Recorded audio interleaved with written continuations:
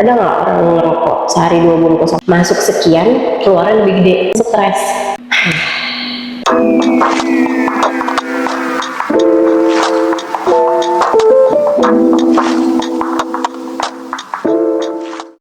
Jadi aku baru nonton lagi videoku yang sebelumnya itu, ternyata suaraku tuh lagi bindeng-bindeng banget. Ya ampun, itu kacau-kacau, saya ngepiaknya lagi kacau-kacaunya. Oke, anyway, kita mau bahas gaji 5 juta tuh sebenarnya gede atau kecil sih?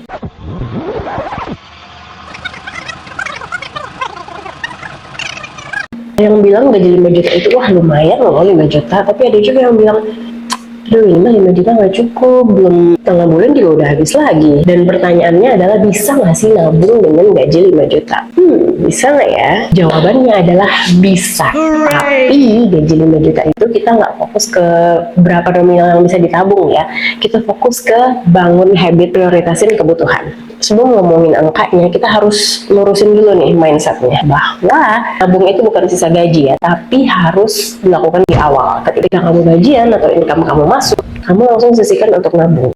Tentu setelah kebutuhan dasar, kayak kamu misalnya untuk makan berapa, bayar listrik, bayar cicilan, bayar anak sekolah misalnya, terus kemudian nabung ya. Jangan pernah nabung di akhir. Kalau nggak ada sisa gimana? Nggak bisa nabung. Kamu nabung itu berapapun dulu deh, ya. Misalnya 1 juta, ya kamu sisihkan 1 juta atau ya 1 juta nggak memungkinkan ya. Coba 500 dulu. Nggak apa-apa. Nanti di tengah jalan, oh kurang nih buat konsumsi. Kamu nggak apa-apa ngambil jatah uang yang udah kamu tabungin tadi. Namanya juga belajar. Kenapa aku bilang nggak apa-apa? Karena dari situ kamu akan tahu, oh ternyata faktanya, realitanya kebutuhan aku tuh sekian.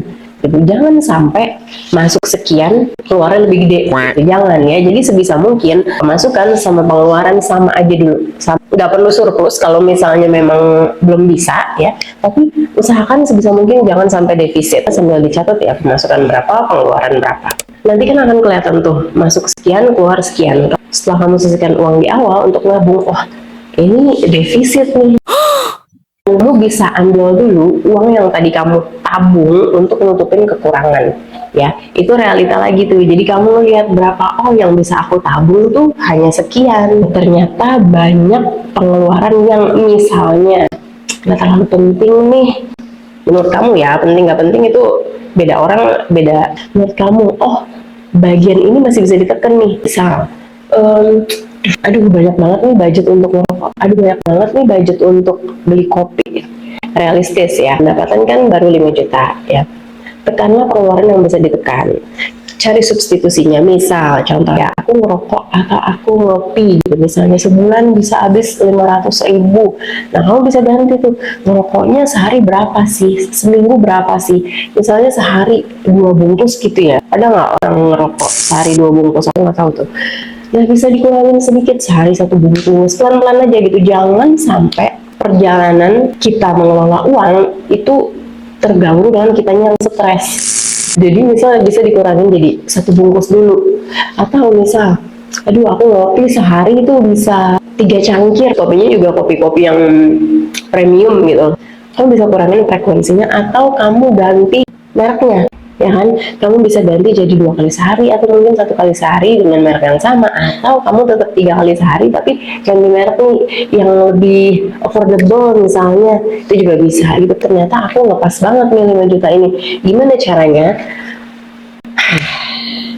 Ini biasanya orang suka banyak alasan sih kalau aku kasih fakta ini, bahwa mau nggak mau kamu harus cari side hustle ya, suka nggak suka harus cari side hustle. Reverse economy kayaknya kalau kamu bukan pewaris kalau kamu bukan konglo, kalau kamu bukan orang yang udah berkelimpahan banget, mau nggak mau kamu harus cari side hustle gitu. Mau cari nasihat keuangan dimanapun, kamu mau cari nasihat keuangan dimanapun, aku nggak mau side hustle, nggak suka side hustle. Semua financial planner jalannya satu-satunya cuma itu, cari dari yang kamu punya resource-nya dulu.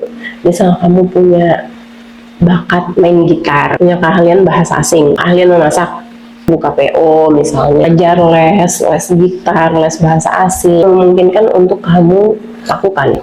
Misalnya untuk orang tua yang udah punya anak, udah sekolah, bulan depan atau tahun depan SPP-nya naik. Nah itu kamu bulan depan gimana coba kalau gaji kamu ngepas, nutupinnya pakai apa? Pakai utang, pinjam ke orang, pinjol. Jangan. Walaupun misalnya kamu dari gaji 5 juta misalnya ya, cuma bisa nabung 100.000, nggak apa-apa. Beneran nggak apa-apa. Misal 100.000, 12 bulan aja udah 1.200.000. Mohon maaf untuk jadi buffer pertama hal-hal yang tidak terduga, sambil kamu cari side hustle. Jadi kesimpulannya, gaji 5 juta bisa nabung atau enggak? Jawabannya bisa. Tapi kita nggak fokus ke nominal, kita fokus ke bangun habit dulu. Kamu punya lebihan dalam 1 tahun 1.200.000, itu sangat amat lumayan daripada kamu dalam setahun nggak punya apa-apa, nggak punya tabungan, nol tabungan kamu. Jadi kamu mau mulai nabung berapa persen dari gajian bulan ini? Komen di bawah ya. Jangan lupa like, share, dan subscribe. Bye.